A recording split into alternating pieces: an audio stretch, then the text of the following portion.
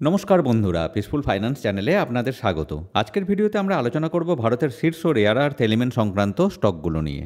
এখন rare earth elements বলতে কী বোঝায়? এগুলো কি সত্যি সত্যিই রেয়ার?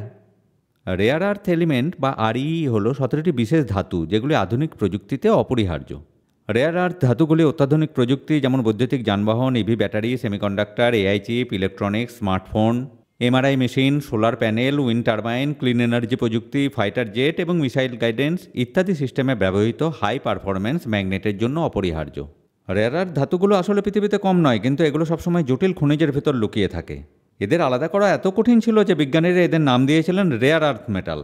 এগুলোর খনন ও পরিশোধন প্রযুক্তিগতভাবে জটিল এবং ক্যাপিটাল ইন্টেন্সিভ। বর্তমানে গ্লোবাল পাওয়ার ডাইনামিক্সে রেয়ার আর্থ ধাতুগুলির গুরুত্বপূর্ণ ও কৌশলগত ভূমিকা রয়েছে। এই ধাতুগুলির নিয়ন্ত্রণ মানে প্রযুক্তিগত এবং জিওপলিটিক্যাল ক্ষমতার ভবিষ্যৎ নিয়ন্ত্রণ করা। চীন বর্তমানে এর সাপ্লাই চেনের প্রায় 80% নিয়ন্ত্রণ করছে, যা বিশ্বব্যাপী উদ্বেগ তৈরি করেছে। সম্প্রতি চীন 7টি রেয়ার আর্থ উপাদান এবং ম্যাগনেটের রপ্তানি সীমিত করার ফলে সাপ্লাই চেনে বড়সড় প্রভাব পড়েছে, যা মূলত প্রতিরক্ষা, ইভি এবং চিকিৎসা শিল্পকে কঠিনভাবে প্রভাবিত করেছে। ভারত বিশ্বের তৃতীয় বৃহত্তম রেয়ার আর্থ এলিমেন্ট ভাণ্ডারের অধিকারী, যার পরিমাণ আনুমানিক 6.9 মিলিয়ন মেট্রিক টন। ভারতের রিজার্ভ প্রধানত কোস্টাল এরিয়ায় মনাজাইট বালিতে পাওয়া যায়, কিন্তু এত বিশাল ভাণ্ডার থাকা সত্ত্বেও ভারত বর্তমানে বিশ্বের সরবরাহের মাত্র 1%-এরও কম উৎপাদন করে, কারণ খনন ও পরিশোধন প্রযুক্তিগতভাবে জটিল এবং মূলধন নির্ভর। এই চ্যালেঞ্জ মোকাবিলায় 2025 সালে ভারত চালু করেছে national critical minerals mission NCMM 34,300 কোটি টাকার বাজেট দিয়ে, যা ঘরোয়া অনুসন্ধান বৃদ্ধি, আমদানি নির্ভরতা কমানো এবং খনন, প্রক্রিয়াকরণ এবং ওয়েস্ট ও শিল্প অবশিষ্ট থেকে পুনরুদ্ধার সহ একটি স্বনির্ভর ইকোসিস্টেম তৈরি করার লক্ষ্য নিয়েছে। মিশনটি বেসরকারি সেক্টরকেও অংশগ্রহণের জন্য উন্মুক্ত করেছে। তাছাড়া ভারত এখন ইনোভেটিভ সলিউশনের দিকে নজর দিচ্ছে। ইলেকট্রনিক বর্জ্য বা ওয়েস্ট থেকে রেয়ার আর্থ উপাদান উত্তোলন, যাকে বলা হচ্ছে আরবান মাইনিং, তা করা হচ্ছে। ভারতে প্রতি বছর প্রায় 1.75 মিলিয়ন মেট্রিক টন ওয়েস্ট উৎপন্ন হয়। এর মাত্র 43% রিসাইক্লিং হয়। বাকি থাকা বিপুল উৎসে সোনা, রূপা, লিথিয়াম, কোবাল্ট, নিকেল এবং রেয়ার আর্থ উপাদান রয়েছে। ওয়েস্ট রিসাইক্লিং টেকসই, খরচ সাশ্রয়ী এবং দূষণ কমানোর বিকল্প হিসেবে কাজ করে। ভারতের ওয়েস্ট রিসাইক্লিং সেক্টর দ্রুত বৃদ্ধি পাচ্ছে। 2031 সালের মধ্যে এর বাজার $7 to 10 বিলিয়ন পর্যন্ত পৌঁছানোর সম্ভাবনা রয়েছে, CAGR 10% ধরে। বিশেষজ্ঞরা মনে করছেন যে এই খাত থেকে রেয়ার আর্থের মূল্য প্রায় 50,000 কোটি টাকা পর্যন্ত হতে পারে। সুতরাং দেখা যাচ্ছে যে ভারত ধীরে ধীরে এই সেক্টরে গুরুত্বপূর্ণ ভূমিকা নেওয়ার জন্য অগ্রসর হচ্ছে। চলুন জেনে নেওয়া যাক কোন কোন কোম্পানি এই খাতে বিনিয়োগের সেরা সুযোগ তৈরি করছে। আমাদের প্রথম কোম্পানিটি হচ্ছে Gujarat mineral development corporation limited, GMDC। GMDC মূলত মাইনিং ও পাওয়ার জেনারেশনের কাজ করে। কোম্পানির আয়ের প্রায় 90% আসে মাইনিং থেকে, যার মধ্যে লিগনাইটের পার্সেন্টেজ সবচেয়ে বড়, 85 to 90%। এছাড়া বক্সাইড, ম্যাঙ্গানেজ, ফ্লোরোস্পার, সিলিকা স্যান্ড, চুনাপাথর, বেন্টোনাইট ও বল ক্লে ইত্যাদিও উত্তোলন করে। ভবিষ্যতে কোম্পানি কপার, লেড, জিঙ্ক ও সিমেন্ট খাতে বহুমুখীকরণে মনোযোগ দিচ্ছে এবং GMDC রেয়ার আর্থ মাইনিং ও প্রসেসিংয়ে প্রবেশের পরিকল্পনা করছে। GMDCর গুজরাটের অম্বাডঙ্গর প্রকল্প ভারতের রেয়ার আর্থ এলিমেন্টস উৎপাদনে একটি গুরুত্বপূর্ণ পদক্ষেপ। এই প্রকল্পটি ভারতের প্রথম নতুন রেয়ার আর্থ মাইনিং ও প্রসেসিং প্ল্যান্ট হিসেবে গড়ে উঠছে। GMDCর লক্ষ্য 2028 সালে বার্ষিক 12,000 টন রেয়ার আর্থ অক্সাইডস উৎপাদন করা। তাদের লক্ষ্য হল 2027-28 সালের মধ্যে কোম্পানির নেটওয়ার্ক 4 গুণ বৃদ্ধি করা এবং নন লিগনাইট আয়ের ভাগ 50%-এ উন্নীত করা। এখন আসুন GMDCর ফিনান্সিয়াল ম্যাট্রিক্সটি দেখে নেওয়া যাক। এর market cap 19,497 crore, PE 29, ROE 11%, ROCE 14%, dividend yield 1.65%। আমাদের দ্বিতীয় কোম্পানিটি হলো NMDC। NMDC 1958 সালে প্রতিষ্ঠিত ভারতের স্টিল মন্ত্রকের অধীন সম্পূর্ণ সরকারি একটি সংস্থা। এর মূল কার্যক্রম আয়রন ওর mining, diamond mining, sponge iron উৎপাদন এবং উইন্ড পাওয়ার বিক্রি। এর পাশাপাশি কোম্পানিটি কপার, রক ফসফেট, চুনাপাথর, ম্যাগনেসাইট, টাংস্টেন ও ডায়মন্ড ইত্যাদি খনিজ অনুসন্ধান করে। এটি ভারতের সর্ববৃহৎ এবং বিশ্বের 6ষ্ঠ বৃহত্তম আয়রন ওর উৎপাদক কোম্পানি। বর্তমানে NMDC সরাসরি রেয়ার আর্থ এলিমেন্ট খনন ও প্রক্রিয়াকরণে জড়িত না হলেও সংস্থাটি ভারতীয় রেয়ার আর্থ লিমিটেড এবং অন্ধ্রপ্রদেশ মাইনিং কর্পোরেশন লিমিটেডের সঙ্গে যৌথ উদ্যোগে একটি বিচ স্যান্ড মাইনিং প্রজেক্ট বাস্তবায়ন করছে। এই প্রকল্পের মাধ্যমে মনাজাইট থেকে টাইটানিয়াম, জিরকন, ইলমেনাইট এবং অন্যান্য খনিজ উত্তোলন করা হবে। এছাড়া NMDC আফ্রিকা, অস্ট্রেলিয়া ও দক্ষিণ আমেরিকায় লিথিয়াম, কপার, কোবাল্ট এবং অন্যান্য কৌশলগত খনিজ অনুসন্ধানে বিনিয়োগের সুযোগ খতিয়ে দেখছে। ভারতের সরকারি খনি সংস্থাগুলির মধ্যে এটি একটি উল্লেখযোগ্য পদক্ষেপ, যা ভবিষ্যতে দেশের রেয়ার আর্থ এলিমেন্ট সাপ্লাই চেনকে শক্তিশালী করতে সহায়ক হবে। এখন NMDCর ফাইন্যান্সিয়াল ম্যাট্রিক্সগুলো দেখে নেওয়া যাক। এটির market cap 67,785 crore, PE 10.4, ROE 23.6%, ROCE 29.6% এবং ডিভিডেন্ড ইল্ড 4.28%।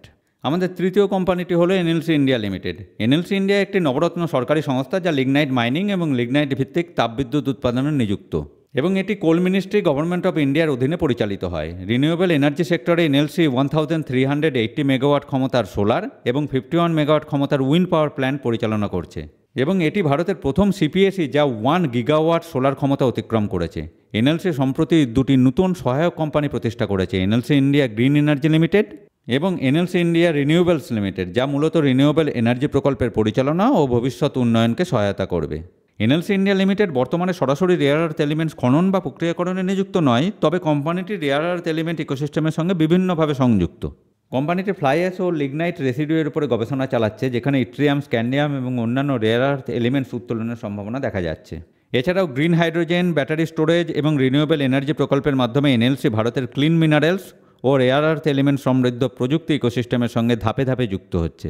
এখন কোম্পানিটির ফাইন্যান্সিয়াল ম্যাট্রিক্সটা দেখে নেওয়া যাক। এর market cap 39,276 crore, PE 13.7, ROE 14.5%, ROCE 10.5% এবং ডিভিডেন্ড ইল্ড 1.06%। আমাদের চতুর্থ কোম্পানিটি হলো Hindustan copper limited. Hindustan copper limited 1967 সালে প্রতিষ্ঠিত হয়। এটি ভারতের প্রথম সরকারি খনি সংস্থা এবং একমাত্র ভার্টিক্যালি ইন্টিগ্রেটেড কপার উৎপাদনকারী কোম্পানি, যা কপার খনন থেকে শুরু করে তা চূড়ান্ত বিক্রয়যোগ্য পণ্যের রূপান্তর পর্যন্ত সম্পূর্ণ প্রক্রিয়ায় নিযুক্ত। হিন্দুস্তান কপার লিমিটেড ভারতের একমাত্র কপার খননকারী সংস্থা এবং দেশের মোট কপার রিজার্ভের প্রায় 45% অ্যাক্সেস রাখে। কোম্পানির সমস্ত খনি লিজ কমপক্ষে 2040 পর্যন্ত বৈধ। বর্তমানে হিন্দুস্তান কপার লিমিটেড সরাসরি রেয়ার আর্থ এলিমেন্টস মাইনিং বা প্রসেসিংয়ে নিযুক্ত নয়, তবে কোম্পানি ভারতের ক্রিটিক্যাল মিনারেলস ও রেয়ার আর্থ এলিমেন্টস ইকোসিস্টেমে প্রবেশের পরিকল্পনা করছে। অগস্ট 2025-এ গেল, IOCL এবং রাইটসের সঙ্গে মৌ স্বাক্ষরের মাধ্যমে কোম্পানিটি কপার ও ক্রিটিক্যাল মিনারেলস ব্লক অকশন, খনন এবং প্রক্রিয়াজাতকরণ প্রকল্পে যৌথ অংশগ্রহণ করার ব্যবস্থা করেছে। এছাড়াও হিন্দুস্তান কপার লিমিটেড কাবিল অর্থাৎ খনিজ বিদেশ ইন্ডিয়া লিমিটেডের অংশীদার, যা বিদেশে critical minerals including rare earth elements খনিজ অনুসন্ধান ও মাইনিংয়ের কাজ করছে। এখন কোম্পানিটির ফাইন্যান্সিয়াল ম্যাট্রিক্সগুলো দেখে নেওয়া যাক। এর market cap 32,724 crore, PE 66.9, ROE 18.7%, ROCE 23.8% এবং ডিভিডেন্ড ইল্ড 0.43%। আমাদের পঞ্চম কোম্পানিটি হলো Hindustan zinc limited. Hindustan zinc limited 1966 সালে প্রতিষ্ঠিত হয় এবং এটি জিঙ্ক এবং সিলভার মাইনিং ব্যবসায় নিযুক্ত। এটি বিশ্বের দ্বিতীয় বৃহত্তম ইন্টিগ্রেটেড জিঙ্ক উৎপাদক এবং তৃতীয় বৃহত্তম সিলভার উৎপাদক, যেখানে বার্ষিক ক্ষমতা 800 মেট্রিক টন। ভারতের জিঙ্ক বাজারে কোম্পানিটির মার্কেট শেয়ার প্রায় 75%। এই কোম্পানিটির প্রধান শেয়ার হোল্ডার হলো বেদান্তা লিমিটেড। বর্তমানে হিন্দুস্তান জিঙ্ক লিমিটেডের মোট ঋণ ইকুইটি অনুপাত প্রায় 0.86। এই অনুপাত গত কয়েক বছরে উল্লেখযোগ্যভাবে বৃদ্ধি পেয়েছে। বর্তমানে হিন্দুস্তান জিঙ্ক লিমিটেড সরাসরি রেয়ার আর্থ এলিমেন্টস খনন বা প্রক্রিয়াজাতকরণে নিযুক্ত নয়, তবে এর ক্রিটিক্যাল মিনারেলস এবং খনিজ অনুসন্ধান এবং উন্নয়ন প্রকল্প ভবিষ্যতে রেয়ার আর্থ এলিমেন্ট ইকোসিস্টেমে প্রবেশের সম্ভাবনা তৈরি করছে। কোম্পানিটি Hind metal exploration services private লিমিটেডের মাধ্যমে খনিজ অনুসন্ধান ও উন্নয়ন কার্যক্রম চালাচ্ছে এবং এক্সপ্লোরেশন সার্ভিসেস এবং ক্রিটিক্যাল মিনারেলস প্রকল্পের মাধ্যমে ধাপে ধাপে রেয়ার আর্থ এলিমেন্ট ইকোসিস্টেমে প্রবেশের চেষ্টা করছে। হিন্দুস্তান জিঙ্ক লিমিটেড সম্প্রতি উত্তরপ্রদেশের সোনভদ্র জেলায় একটি মনাজাইট ব্লক জিতেছে, যা ভারতের বেসরকারি খাতে প্রথম মনাজাইট খনি ব্লক হিসেবে বিবেচিত। মনাজাইট একটি খনিজ যা নিউডেমিয়াম সমৃদ্ধ, যা স্থায়ী চুম্বক তৈরিতে ব্যবহৃত হয়। তবে মনাজাইট খনিজটিতে থোরিয়াম নামে একটি রেডিও অ্যাক্টিভ উপাদানও থাকে, যা নিষ্কাশন প্রক্রিয়াকে জটিল করে তোলে। কোম্পানিটির সিইও জানিয়েছেন যে এই ব্লকের প্রাথমিক অনুসন্ধান প্রক্রিয়া সম্পন্ন হতে প্রায় 3 থেকে 4 বছর সময় লাগতে পারে এবং উৎপাদন শুরু হতে আরও কিছুটা সময় লাগবে, যা 2030 সালের কাছাকাছি হতে পারে। এখন কোম্পানিটির ফাইন্যান্সিয়াল ম্যাট্রিক্সটা দেখে নেওয়া যাক। এর market cap 2,07,674 crore, PE 20.4, ROE 72.4%, ROCE 60.7% এবং ডিভিডেন্ড ইল্ড 5.90%। আমাদের আজকের ষষ্ঠ তথা শেষ কোম্পানিটি হলো ন্যাশনাল অ্যালুমিনিয়াম কোম্পানি লিমিটেড বা ন্যালকো। ন্যালকো 1981 সালে প্রতিষ্ঠিত হয় এবং এটি অ্যালুমিনা ও অ্যালুমিনিয়াম উৎপাদন ও বিপণনে নিযুক্ত। এটি খনিজ মন্ত্রকের অধীনে একটি নবরত্ন কেন্দ্রীয় সরকারি প্রতিষ্ঠান এবং ভারতের বৃহত্তম ইন্টিগ্রেটেড বক্সাইট, অ্যালুমিনিয়াম বিদ্যুৎ কমপ্লেক্সগুলোর মধ্যে একটি। পাশাপাশি এটি এশিয়ার অন্যতম প্রধান প্রাথমিক অ্যালুমিনিয়াম উৎপাদক।